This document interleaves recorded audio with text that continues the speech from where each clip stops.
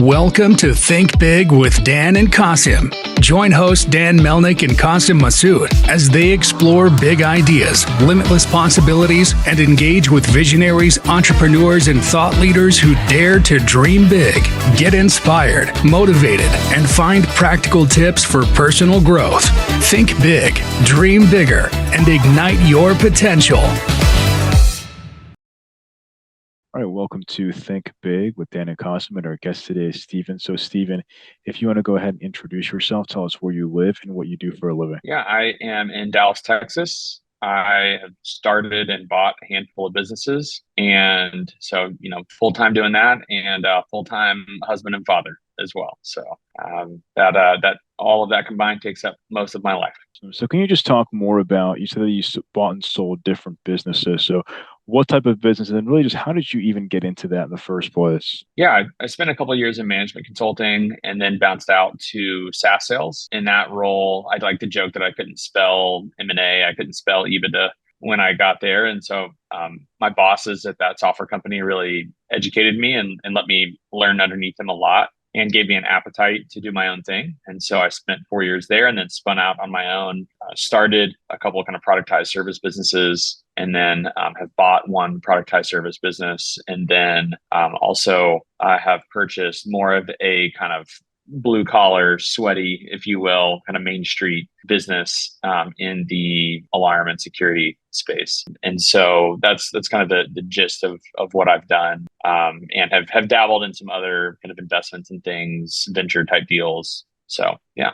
Awesome. So when it comes to your current business, you mentioned that you're in the alarm and security space. So what does that look like for you? It's like, what does a typical day look like for you? Are you managing a day to day, or do you have like a manager? How does that, work? Good question. Yeah. So I have business partners in everything I do.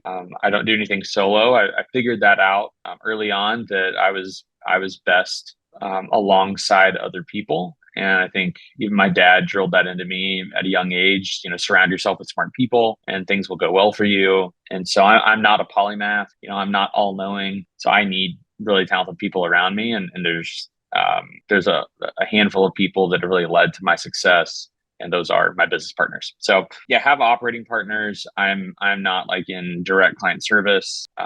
I typically sit in more of like a strategic role, kind of leadership, financial oversight, and general kind of like growth strategy. And so, every day is different, but ultimately when people ask, what do you do all day? I'm typically talking or listening. I'm in conversation nearly all day long.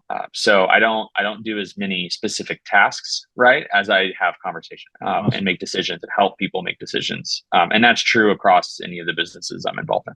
Awesome. So when it comes to strategy, I mean, obviously, like when you buy this business, I'm sure that you're probably changing something. So what does that look like for you? When you come in and like, I bought this company, okay, I'm buying it, it's making this much, I'm going to do, these things to help it scale. Like, what does that look like for you?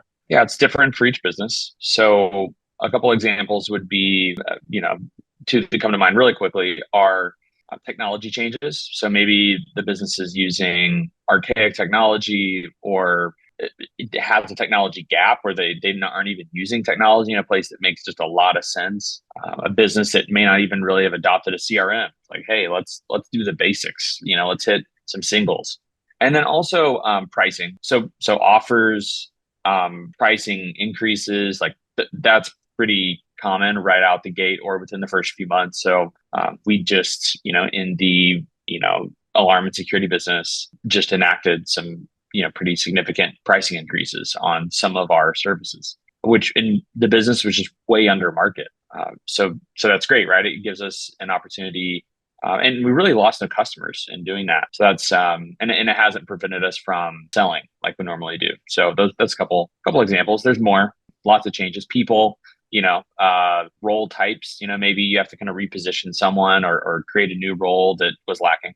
So can you just talk more about this alarm and security bit? I think that most people don't even understand what that even means. Like, how do you service people? Like, what do you actually do there? Yeah, so we're actually more focused on the commercial side. So we do serve residential and we have a good amount of that, but we're more focused on commercial. So video surveillance, fire alarm, access control, intrusion, also just kind of like the meat and potatoes, but where we're most heavily focused on fire. We just feel like there's like a really significant opportunity. There's a lot of credentialing and license. So there's a moat, there, and there's a lack of talent in the industry in general, and the talent is aging out. And so if you're able to fulfill that work, then you can do it and charge a premium, kind of like I talked about earlier.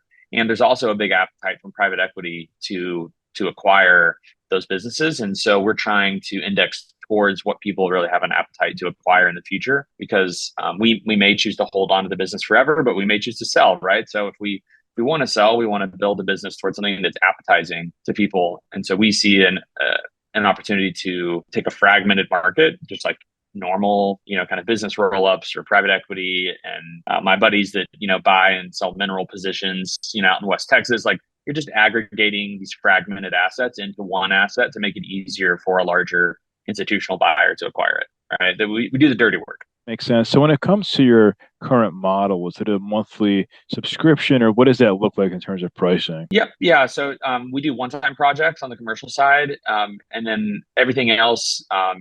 There's 4 different cadences. People are paying monthly, quarterly, semi-annual, or annual.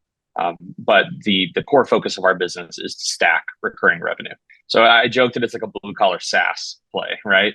So it's in a sense, I fell in love with recurring revenue when I was in software sales, and it's like the eighth wonder of the world. And so I'm just doing it in, I think, a less competitive setting. Software, B2B software, enterprise software is very painful to grab market share. And so in most cases, and so this is, I think, actually an easier playing field. Awesome. So can you just talk more about the advantage of buying a business compared to starting from scratch? I think that most people don't understand how difficult it is. Oh, yeah. When you do both. Okay. It's like, So like, what's your preference? Clear trade-offs. Like everything in life is trade-offs, business, personal, always trade-offs, right? So there's good and bad of both. I would not say one is better inherently. I think a lot of it comes down to who you are and what you're good at. So I think some people really shouldn't buy a business. I think that'd be a mistake for them. And then others should never start a business from scratch, and they really are better at improving something that exists. And I've done both, and I've had some success in both.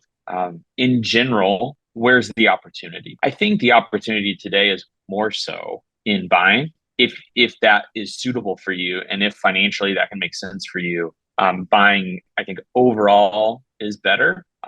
People talk about the silver tsunami and like all these, boomers that are aging out and selling their businesses or need to sell their business to get liquidity. That's where 90% of their net worth is trapped, so to speak. So there's a lot of opportunity, but there's also a lot of competition now. I mean, the idea of entrepreneurship through acquisition and all of that community has dramatically scaled up in the last 5 to 7 years. There's conferences fully dedicated to helping people buy small businesses. And so I think that that's probably better, but it's getting more competitive, and you have really high caliber people, almost like when there was a run from software development from traditional B2B SaaS into like crypto in like 2017 to 2021 or so. Just a flood of talent left traditional software companies into blockchain related technologies. I think there's a big wave of talent leaving corporate America into small business. So although I think that's the better opportunity, I think it's also getting more and more competitive. Makes sense. So how do you, like when you have this, competition, right? I'm sure you have like lots of bidders that are bidding on these small businesses. So how do you even like differentiate yourself? How do you even compete? Like, and also I think that many people struggle. It's like, what's too much, right? When you have 10 people bidding on trying to buy this company, like what does that look like for you? Really sets you apart? Yeah. So there's 2 core scenarios in buying a business. One is like what you mentioned, where it's brokered, and then you're competing with other people that are interested in, and it's a multi-offer, almost like a residential home where like there's lots of offers. And how do you stand? Do you give like the sappy letter to people, about how you're going to like raise your family there or whatever, so you can do that, and you can try to stand out, whether it's emotional, relational, financial, like terms, right? And price, top line actual purchase price versus terms can be very different. The other scenario is off market, where there is no competition. And so that, it's a friend of a friend, or you just go door knocking, so to speak, and you're trying to find a business that maybe isn't technically for sale, but everything has a price. And so both of those are possibilities, but the challenge when you try to buy a business off market is if they don't have representation, if they don't have someone helping them, like they probably have really outlandish expectations. And so no one is like giving them reality, bite-sized, and kind of bite-sized portions, helping them understand what's what. So those are the two different ways that you would typically be able to buy a business. But if you're trying to stand out, the two main things I would say are, one, that you show them that you deeply understand their industry. And then two would be that you have a realistic understanding of what their business is worth, and you aren't coming across trying to steal it from them. Right. So just being a fair, honest, informed party helps a lot. So how much does this personal kind of relationship factor in? Because I'm sure that if you're buying somebody's business, you probably have to go and meet with them, and you have to say, hey, listen, like, because it's like, especially like if I'm selling this to my company, I probably want to make sure that I'm selling it to the right person, as you kind of mentioned, understanding like the industry, making sure that my employees Yeah. are going to be taken care of. So what does that look like in terms of, more from the personal side? It depends. It depends on the buyer. Some buyers are purely, it depends on the seller, excuse me. Some sellers, it's purely financial. They're looking to maximize their outcome, and that's really what their core focus is. Most business owners care more than just that. And so forming trust and helping them understand who you are and what you care about and how you see their business. And, typically in many scenarios, you may not be allowed to speak to the employees, or at least early on in that process, but at least asking them questions about their own team and showing that you care about the team they've built and who they are and what they're good at. And so it's a dating relationship, right? Just like it really is. And kind of this dance back and forth. And so, if you think of it like The Bachelor or something, it's like you're trying to be the one that kind of stands out, and that can be tricky. You really kind of have to uncover what the core motives are for the seller in that process. Awesome. So what would you say is the role of high level technology? You mentioned that you're upgrading technology, but now there's a big movement towards AI. So when it comes to your companies, do you use AI? Do you look to implement it? Like, what does that look like for you? We are using AI in a couple businesses to do things we were already doing just faster or in a more cost-effective way. But we are not using AI to create an end product or result. So an example might be, we're writing ad copy in my paid media business, right? And so we manage paid media for lots and lots of companies, and some of them are quite large businesses that we have as clients. I think they would be appalled if we just used AI to write our ad copy and just shipped it, right? But if we're trying to get new ideas, we may use that to generate ideas, and then we may edit beyond that, but it helps us speed up the ideation process. So that's an example of how we might use it today. In the future, I'm not sure. We're not using it at all in the security business. But in a couple other businesses, we are, to a degree. And I think we'll spend more time along those lines in the future across all the businesses. I think most businesses have done things to become more efficient over the course of the last several decades, right? So there's just it's just new forms of efficiency, whether it's, manufacturing technology that, improves, certain circumstances or whatever it may be. So it's just the next wave of efficiency, in my opinion. We aren't using it to remove someone's job. They're just being able to do their job more quickly. Have you looked at it, to kind of help from the customer service side? For example, if somebody's reaching out, like high level chatbot, things like that. I have not specifically, what my view of that would be that we would, let's say we're using Intercom, right, as a chat solution, and Intercom rolls out a more sophisticated version of Intercom that uses AI that can take their product further.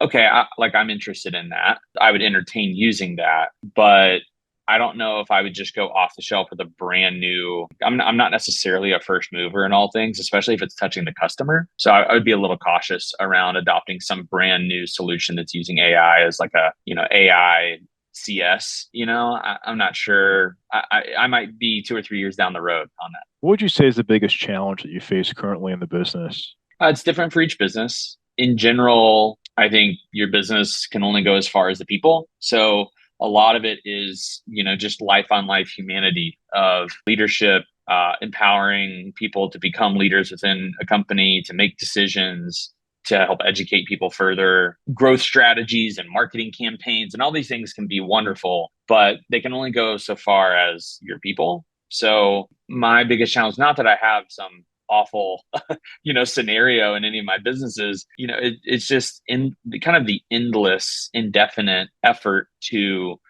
empower our team and to serve them and help them grow into kind of that next iteration of themselves as they're trying to further themselves and further their career. That's like an endless thing that I don't feel like will ever be complete, but it is also kind of the biggest challenge at any given time. And so how do you go between differentiating whether, you're going to help train this person, help them improve, or if they're not a good fit when you go ahead and buy a company? Typically, right out the gate, don't rock the boat immediately. So I like to get in and kind of survey the land, so to speak, and kind of get a feel. This just happened in the security business. So there are a couple team members that were a part of the business when we acquired it that are no longer there. And if we would have done that on day one, that would have been a mistake for multiple reasons. But we gave them chances to improve. We tried to reposition. We tried to use them in different ways.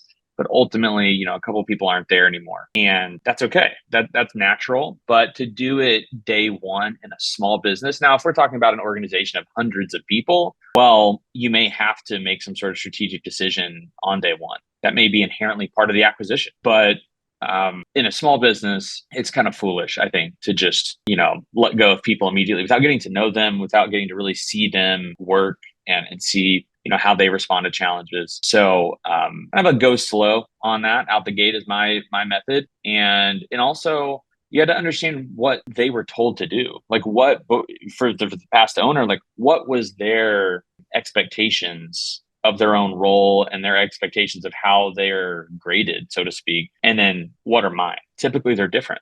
So you have to kind of give people a fair chance. Yeah, that makes sense. Like, what would you say is your top business priority now that we've entered Q4 of 2023? I'm trying to think in aggregate across the businesses. Overall, like I personally am always looking for acquisition opportunities. And so that could be inside of any of the businesses, or it could be additional opportunities that I'm evaluating beyond my current portfolio of businesses. So, and I've kind of increased my appetite and increased my focus on that. So that's definitely a big focus. And then there's a couple people in a couple of the businesses that I really feel like can become those really high quality leaders. So we're really trying to build into a couple people right now to help them take that next step. And if they can take that next step, it'll really be a big win internally for us. So that's another item that is on my mind a lot. Do you buy only local here in DFW, or do you buy places like all around the country? I haven't acquired a business in DFW. Yeah, they've either been fully remote as like a digital service provider of some sort, or outside of DFW where maybe a partner lives in that city. Okay. So in terms of your involvement, is it more of Zoom calls, or do you ever go there physically? What does that look like for you? Yep. For the businesses that are physical, yes. And then for the digital businesses, we'll meet up together, and have a 3-4 day working session, once or twice a year, that sort of thing. Lots of Zoom, lots of phone calls, lots of Slack, lots of email, and that's okay. And it works. I'd rather be home, and I've got 3 kids, so I'd rather be present and not travel as much. So I'm grateful for technology. Makes sense. So what would you say is the one biggest piece of advice that you wish you knew before you got into buying businesses? I don't think that many people are capable of doing that with excellence on their own. So I wish someone would have told me, hey, when you consider buying a business, you should first develop a thesis. Don't just buy any random business. So what am I targeting? What do I want to buy? And then who should I buy it with? And then go look for those opportunities after I've identified, industry, thesis, and partner. I think that is a better process and model, and it would lead to a better outcome than doing it reverse order. I'm going to go find a business. I'm going to look at any random business. Then I'm going to pick one. Then I'm going to go maybe find a partner before or after transacting. That's super messy. So I think a more mature process, which no one really told me, I've kind of figured that out over the course of time, is thesis, partner, then go look. So if somebody watching this wanted to reach out to you, do you mind sharing your website or social media handle, just best way to get in contact with you? Best place is Twitter, formerly known Twitter, we'll call it X, and just at Stephen Olmon. my DMs are open, and that's the place that I'm most responsive on the internet. Awesome. Well, Stephen, thank you so much for your time. We're rooting for you. Hopefully you have a good and successful Q4 or finish to, it's a Q4 ahead. And yeah, thanks again. Yeah, thank you. Thanks. All right. Bye.